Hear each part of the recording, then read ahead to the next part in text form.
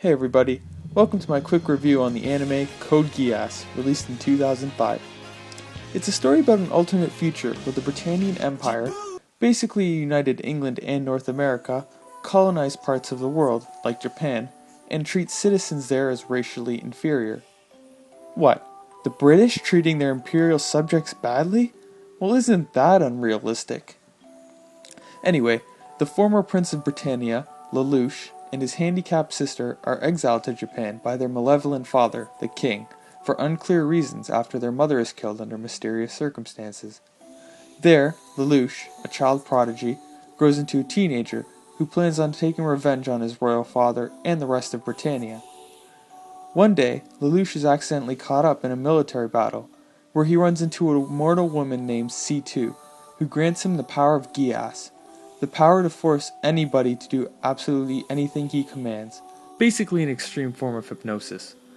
With this power, Lelouch becomes the leader of the Japanese rebel faction, dubbed the Black Knights, under his new alter ego of the masked figure, Zero. He proves to be an outstanding military leader as the rebels become increasingly powerful. However, his methods are ruthless as Lelouch gets a lot of blood on his hands in the millions. He has to protect his identity from his classmates and family, including his best friend, Suzaku, who also fights in the Britannian Empire, unknowingly against his best friend. The series is riddled with ethical questions, as Lelouch manipulates others, claiming that his ends justify his means, in his violent actions, saying that you can't change the world without getting your hands dirty. Suzaku is a perfect foil, as he argues that the system can be changed through the inside and in a more peaceful way. Many of the characters have intertwined lives, as Lelouch is sometimes torn between his multiple friendships and his ambitions of destruction and revolution. Lelouch himself is a great anti-hero and a fascinating character all the way, as he clearly isn't always doing the right thing, and he treats his troops like pawns rather than human beings. He slowly becomes more dangerous and overcome with power, but he still has the audience rooting for him despite the horrible things he does because so much emotion is invested into his character, and he does have a noble cause. The funny thing is that his foil, Suzaku, might actually be the protagonist of the series, as he's the more traditional hero or noble knight character, punctuated by his weapon's name, the Lancelot.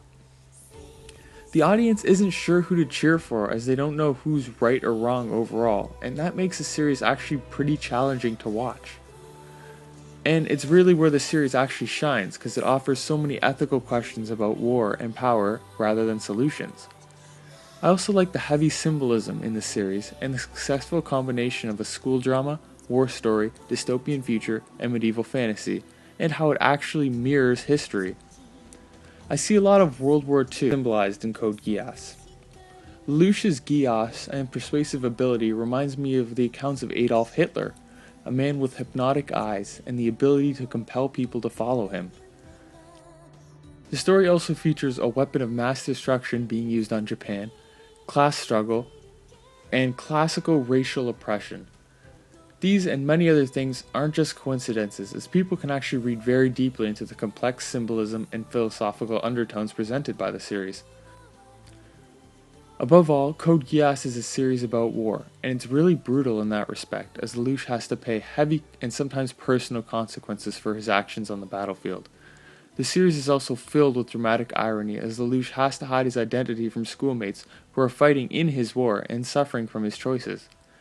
The characters are extremely memorable, and the animation and voice acting are top-notch, as the story is smart, dark, and a roller coaster ride throughout the 50 or so episodes. It has its lighter moments, but it's more like a Shakespearean tragedy, like a mix between Macbeth and Hamlet. There are many outright heartbreaking moments, and emotions and tensions are always running high.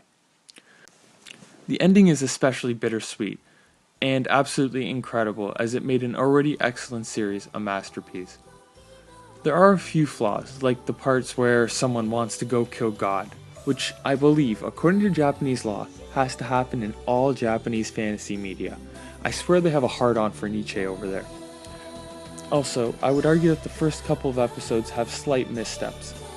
At first, Lelouch's Geass seems like it's overpowered, and so what's the tension in watching a show if the protagonist can basically make anybody do whatever he wants?